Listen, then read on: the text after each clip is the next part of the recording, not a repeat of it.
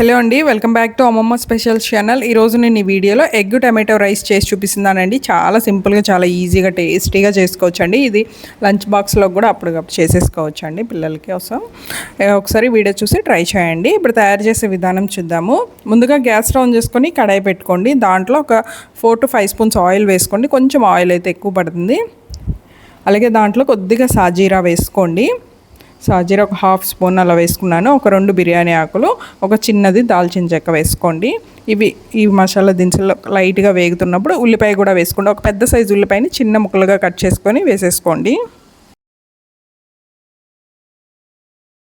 అలాగే ఒక 2 పచ్చిమిరపకాయలని చిన్నగా కట్ చేసుకొని వేసుకోండి. అలాగే కొద్దిగా కరివేపాకును కూడా వేసుకోండి.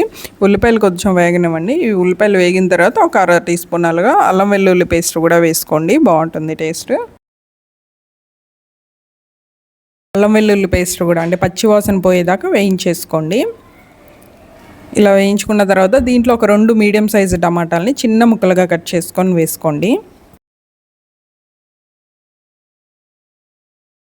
టమాటా మెత్తగా వేగేంత వరకు వేయించుకోవాలి. అలాగే ఇందులో మిగతావి కూడా వేసుకోండి. అంటే ఉప్పు ఏమి వేసుకోలేదు కదా, ఇప్పుడు రైస్కి తగ్గట్టు సాల్ట్, పసుపు, కారము, ధనియాల పొడి అన్నీ వేసేసుకోండి.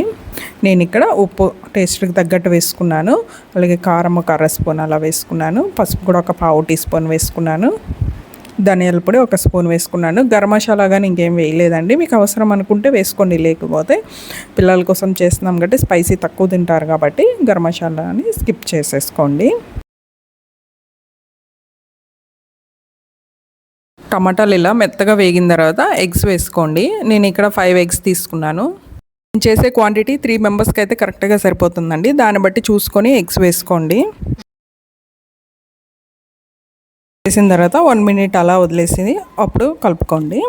మరీ ఎక్కువ కలిపేసిన చిన్న చిన్న పీసెస్గా అయిపోతుంది కాబట్టి కొంచెం గట్టిపడిన తర్వాత కలుపుకుంటే మనకి ఏంటంటే పెద్ద పీసెస్గా ఉంటుంది ఎగ్. ఈ ఎగ్ కూడా బాగా వేగిపోయిన తర్వాత రైస్ చూసుకొని సరిపోయినంత వేసుకోండి.